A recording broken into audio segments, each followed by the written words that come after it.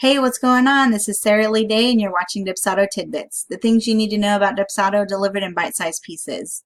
Over the last couple of episodes, we've been talking about the workflow and the different actions and triggers that you can set up within the workflow. And today, I wanted to actually take you behind the scenes to see one of my workflows and kind of get an idea about how workflows work and how all those pieces work together to actually create the workflow and automate your business. So we're going to take a look at my workflow strategy workflow. And this is the workflow that I use for when I'm helping clients with their Dubsado workflow strategy. These are the steps that they're going to go through and the workflow that I have set up for them. So I use public proposals and have this workflow set up to trigger once that proposal is submitted. And the first step is to activate the portal as soon as that workflow starts, so as soon as they submit that proposal. Next is this to-do item, and this says client just submitted workflow strategy proposal, should be signing the contract and paying the invoice soon. I have this assigned to myself, and it's going to trigger 0 days after the workflow has started.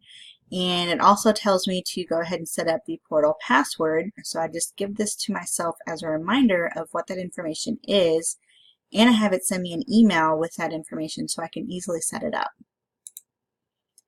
Next, I have it set to change the project status 0 days after the contract is signed. So I have a status for contract signed, and they'll move into that status once they sign the contract. Then I also have a status for invoice paid, and they're working on onboarding. So 0 days after the invoice is paid in full, then they will move into onboarding. Next, I have send form. This is workflow strategy welcome packet. So I have a welcome packet that I send to all my workflow strategy clients, just kind of going over the details of how the project works, what the process is, what to expect. And I have it set to send that template, that form, and I have a canned email that goes with it. So it says, congratulations, taking the first step, here's a welcome packet to help us get started, and this form link will actually be a button for them to click and access that form. Now the welcome packet also has a couple of instructions for my clients to complete before moving on. So if they have not completed that workflow welcome packet in 2 days, then I will send the packet again with a reminder email that just says, did you do your homework? Sending a friendly reminder that we won't be able to schedule your session until you've completed the welcome packet. And it includes a link here to take them back to that packet and make sure that they fill that out.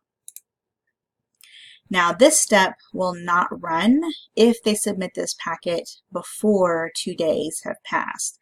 So this is going to be that workflow action that's if this form is not completed in 2 days, then it sends. Otherwise, it will not send. All right. Now we also have, after the invoice is paid, another to-do item that'll come to me, again assigned to me. Just pay the invoice, scheduling their strategy call soon. I want to add them in my Toggle account, and that's just for my internal time tracking. And I even have it set to pull in the client's name and their company name, because that's how I set them up in my Toggle account, is just like this. I can just copy and paste that over. Next, creating a Toggle project for them, workflow strategy session. Again, I just copy and paste this directly over into my Toggle and set it up that way. Then we have send appointment scheduler, 1 hour Dubsado strategy session immediately after the strategy welcome packet is completed. So 0 hours after form is completed and it's watching that workflow strategy welcome packet, then it's going to send this scheduler template, the 1 hour Dubsado workflow strategy session, with this canned email, letting them know that they can click here. This will be a button to schedule their session with me. All right. As soon as the appointment is scheduled, then the status will change to workflow strategy. So the project will move over to workflow strategy, and it looks for the appointment to be scheduled in this 1 hour Dubsado workflow strategy session scheduler.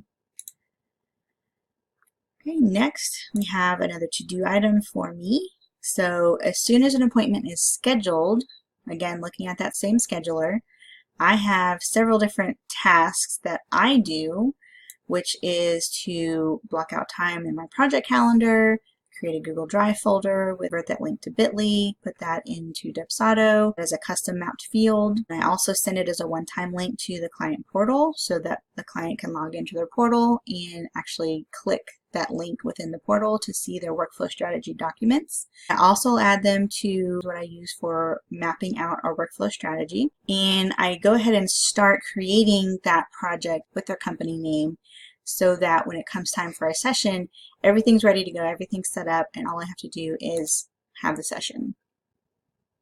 All right, next is another to-do item for myself. Again, it's watching the scheduler, and this is after the appointment has ended. It's going to remind me to upload a copy of that phone call to the Google Drive folder that I set up for the client. And that will be available for them to access as soon as the video processes. Next up, I have to send this email half an hour after appointment has ended. So as soon as this 1 hour appointment is over, actually half an hour after it's over, then it's going to send this canned email that's basically, thanks for the call, here are the next steps, here's what to be looking for. It calls out that workflow strategy documents link that is in their portal and gives them a link to the portal and a reminder of what their password is. And it just kind of explains that now that we've had our session, we mapped everything out, I'm going to be spending a little bit of time looking over it all, cleaning it up, putting in any additional steps that I think we're missing, and I will be putting that together into a file that I will then put into their portal for them to review and actually give me feedback on, see if there's any changes we need to make, and that sort of thing. All right, next is another to-do item for me, and this is 0 days after all previous actions complete. So as soon as everything else has happened in the workflow up to this point, then I will get another reminder email that just tells me to do exactly that, clean up the workflow, save the file, put the file in their Google folder for them to access. Now, as soon as I mark that item as complete, then it's going to send a form.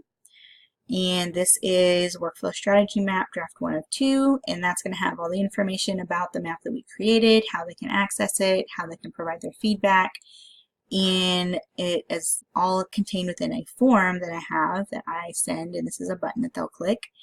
And it just kind of reminds them of the next steps, what they need to do. They need to review it. They need to provide their feedback. They have only one round of revisions, so they want to make sure that they spend enough time reviewing everything and providing that feedback before submitting it to me.